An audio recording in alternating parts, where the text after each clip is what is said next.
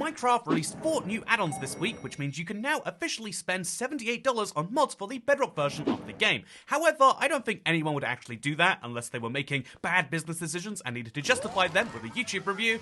Oh, well, of the newest 4, this one seems small, this one seems cool, and this one is ridiculously overpowered in every sense of that word. Let's show you how you can beat Minecraft in just 4 minutes with it today. This is the most wonky and broken thing Minecraft has ever released on the marketplace, and let me show you why. There are 3 things that make this Secure Bunkers add-on absolutely bonkers. One of those is the ability to build insanely quickly, the other is the ability to mine insanely quickly, and the third is, interestingly, the progression that you can get. I really did go to the end and start fighting the Ender Dragon 2 minutes and 15 seconds after loading up a world, which seems ridiculous until you realize the power that comes with this tablet that you get when you download the add-on. So, to show you something fun, let's use this tablet and decide to build a base. There are lots of different types of bunkers that you can have. You'd have a tree on the surface, or just a bed, or a chest. This is the lowest amount of work that is required, but even then you can see it flattens the area around it because it's not just building a chest, it's building an entire area around it.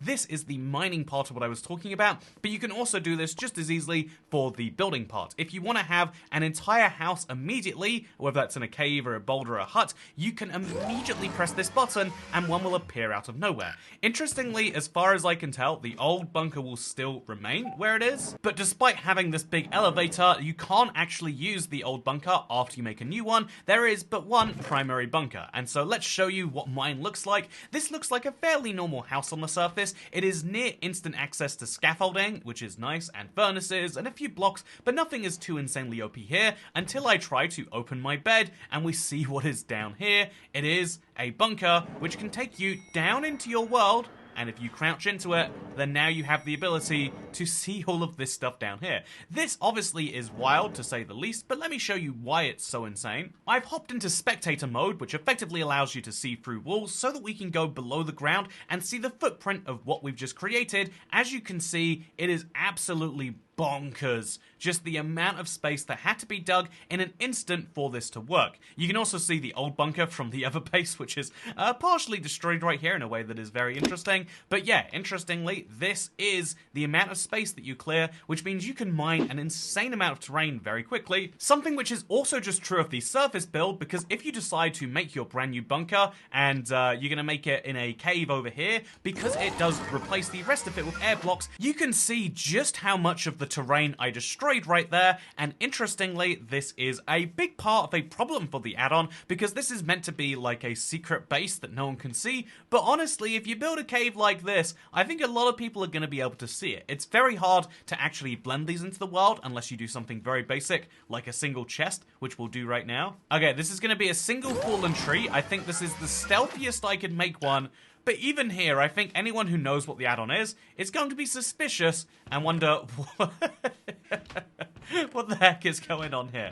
So, yeah, but to be fair though, I guess it should be said, you might think that not everyone knows about this add-on, but the idea of having secure bases is something that is so ridiculously prevalent on the marketplace. This is the first add-on, yes, but it is actually one of 100 results of secure houses or secret bases or underground bases or laboratory bunkers that already exist. So just keep in mind that this isn't a unique concept, but it is one that I would say has a very strong use for someone in your life. You know, again, immediately when I first saw about this, I can't go. Okay, here we go. When I first heard about this, I thought, who is this really for? Who wants to have the game do this much work for them? As you can see right here, I can immediately just go up to this wall and say, yeah, let's build a new hallway. And what it does is it clears that entire section of underground and gives me this secret access area that only I can go through. If you try to go through otherwise, it bounces you off. And then also has turrets to shoot people who aren't me coming in here. And then also has the ability to build rooms. These can be living spaces, utility, secure, or miscellaneous.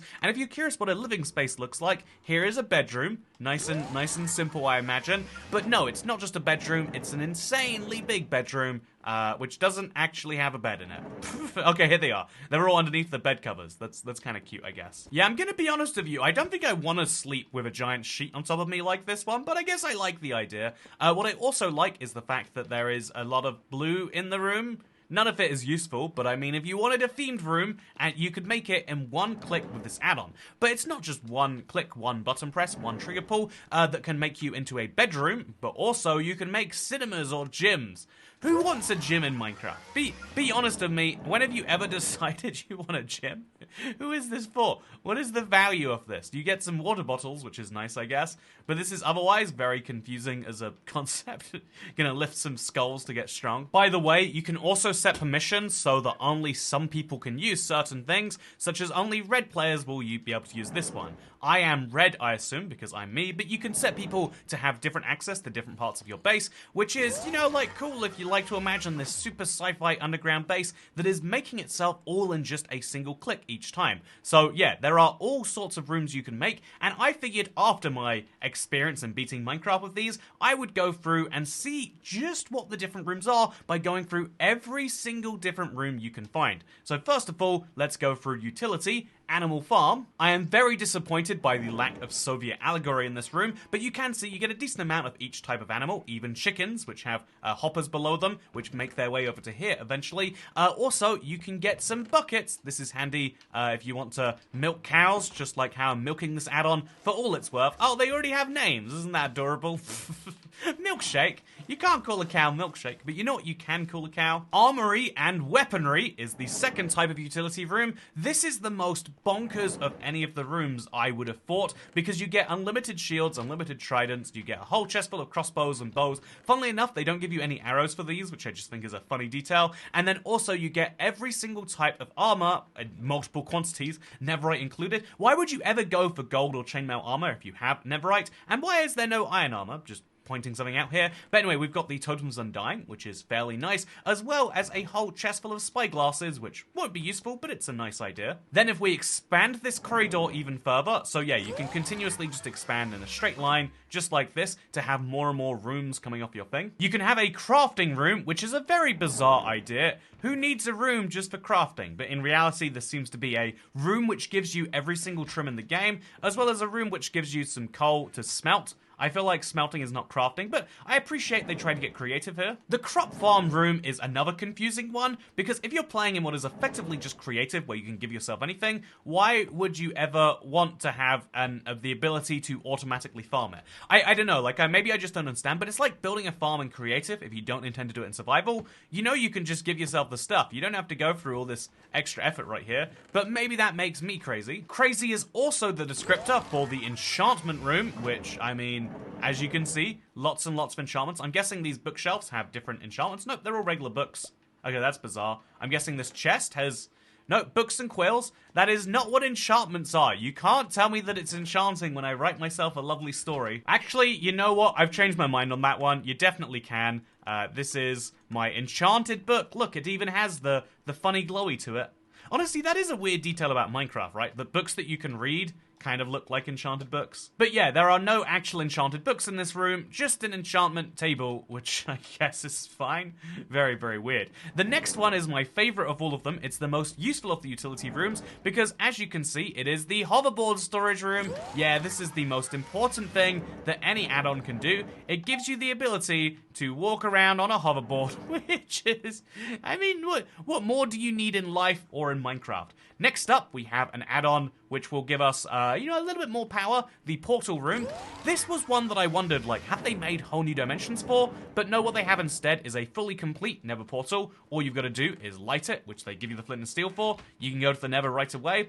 And then they also give you an end portal with 11 IF-enders, and you can just place one of these in there. This is an add-on which is the closest thing you have to just going into creative and typing /kill Ender Dragon when you load up a world, and I don't quite know who it is for on that level. Or rather, when I first played around with this as part of the video, I didn't quite understand who it was for, but as we go through this, I think it will be very clear what this add-on is actually targeting. Although first, here's a potion room, and a stable, firing range, then there's a trading room, and a training room, which has a robot I don't think I would have found out about otherwise, to be honest with you. He's a very mean robot. But you can also make security rooms. Some of these are kind of interesting, like a panic room, a prison, a security room. Do I want a security dog?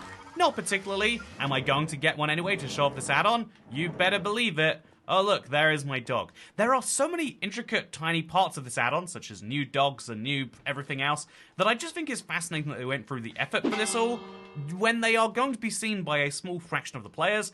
In a way, this is the most fully featured add-on, but also in a way, it's the most ridiculous. Because who wants a prison for their friends? Maybe some of you. Who wants to have a beach room? Well, clearly me. I now also have a forest room, as well as, even more ridiculously, I have this, a swimming pool. Oh, wow, interesting.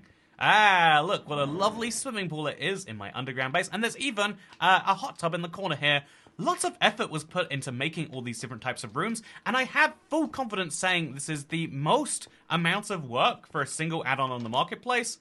But at the same time, I have to say, who is this for? Because it might seem, like to my eyes, to the way I would play Minecraft, it's not very useful for actual survival. You might as well just be in creative by the time you're using this. Maybe it feels cool to be in survival, we're having the power of creative, and it's worth paying money for that. But the actual answer to it, in my opinion, is the fact that there is a type of player. I have a cousin who's 6 years old, who plays Minecraft and really, really likes to build giant things out of diamonds, and they would love playing this add-on because they could build themselves everything they need with just a simple thing like, yeah, I really want to have a bedroom. I don't want to build a bedroom though. I'm going to hit build now, and now I've got myself a modern bedroom. Ooh, look at this. It's got a carpet made out of dead coral. That's what fancy is.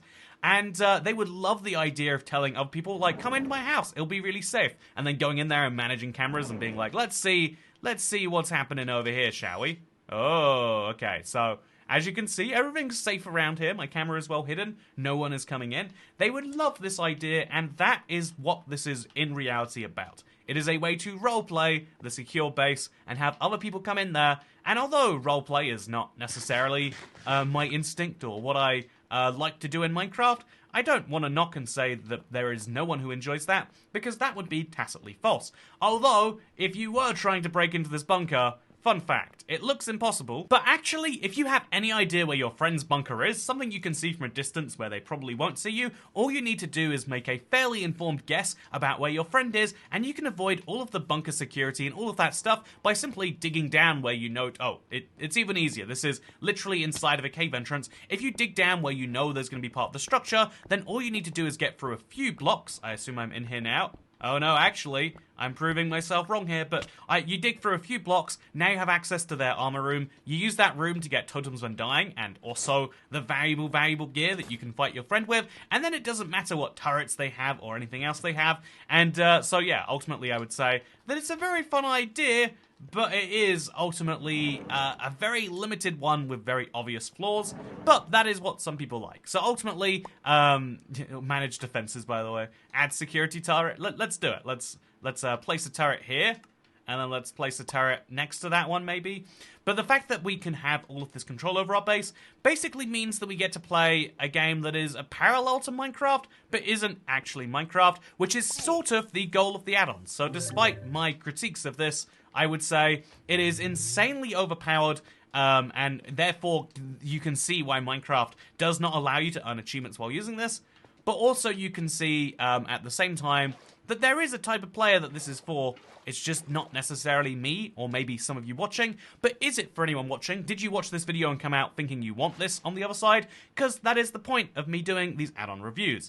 Just an update on that, by the way. I want to, kind of give you a quick little, news flash on it, which is that I have been downloading every single add-on that Minecraft has released, but this latest batch have kind of shown me that, like, yeah, standards have dropped a little bit, and that's fine. That's what the marketplace is about. It's about having literally hundreds of thousands of pieces of content. You could spend millions on it, but ideally you just pick the pieces of content that you like.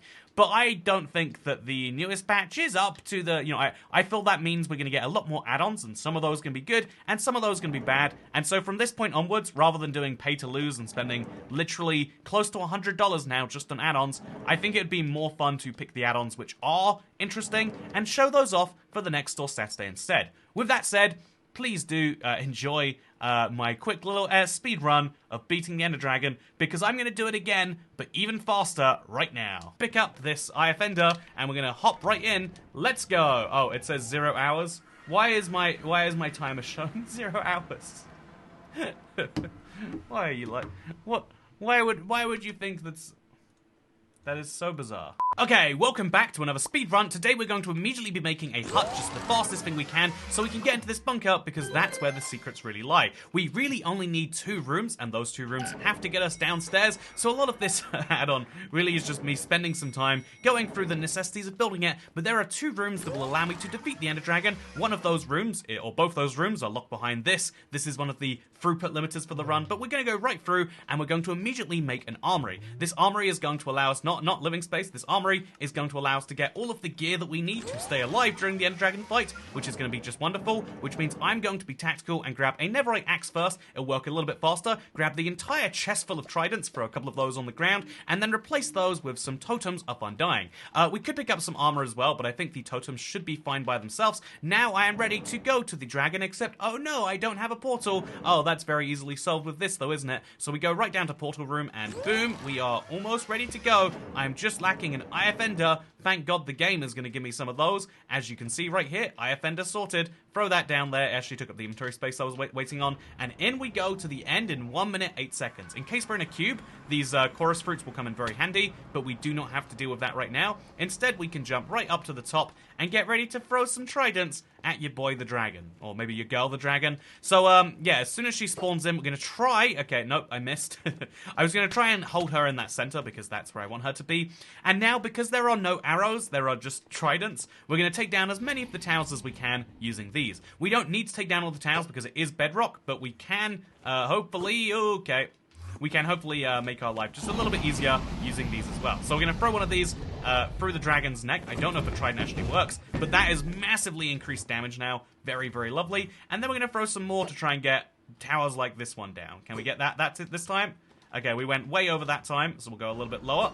And again, these are kind of unnecessary little bonuses while we're going through the midst of a dragon kill. Oh yeah, look at that damage. Absolutely crazy. Speaking of absolutely crazy, let's now... Oh, a little bit higher? Okay, that should be good, right? Yeah, whoa, it bounced off it too. Very, very fun. Now we're gonna go right back down here.